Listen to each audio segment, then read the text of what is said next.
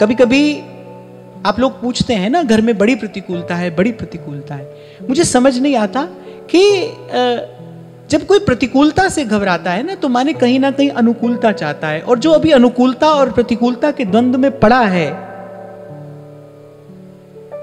उसके पास शायद अभी श्रद्धा और विश्वास पूरे नहीं है।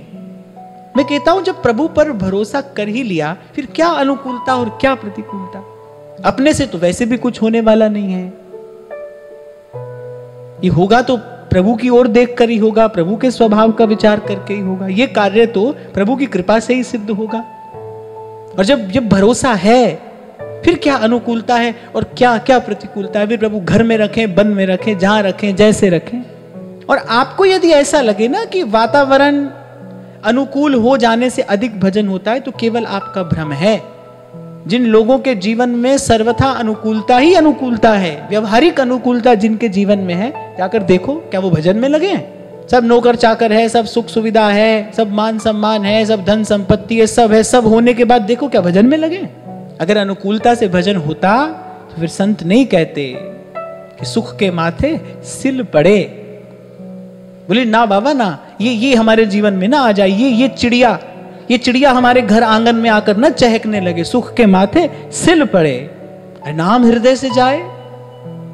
ये तो भगवान का विस्मरण कराने वाला है। बलिहारी उस दुख के जो पल पल नाम रटाए। देखो बड़ी बात है, आपकी दृष्टि कहां है।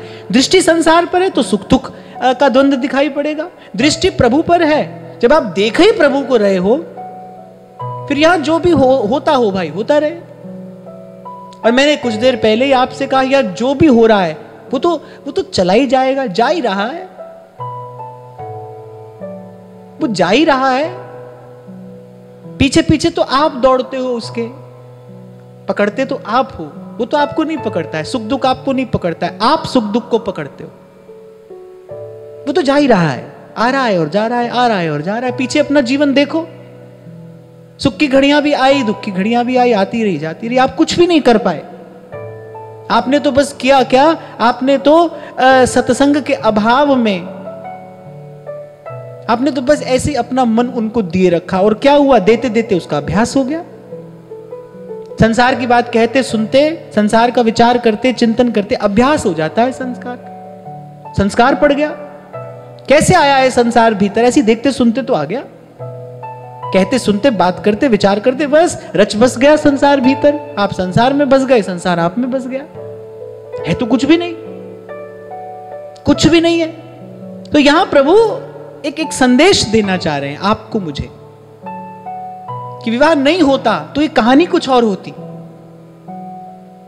अरे भक्त का जीवन तो बनता ही प्रतिकूलता से है।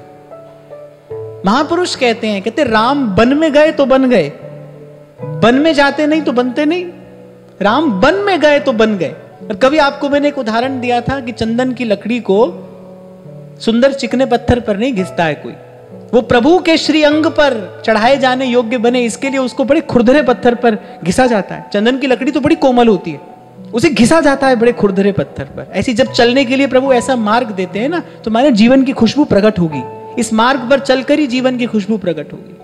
और एक बात तो यहां से आप ले जाना, संसार की प्रतिकूलता कितनी ही बड़ी क्यों ना हो, मैं कहता हूं कितनी ही बड़ी, लेकिन प्रभु की कृपा से बड़ी नहीं हो सकती। इतनी शक्ति उसमें नहीं है।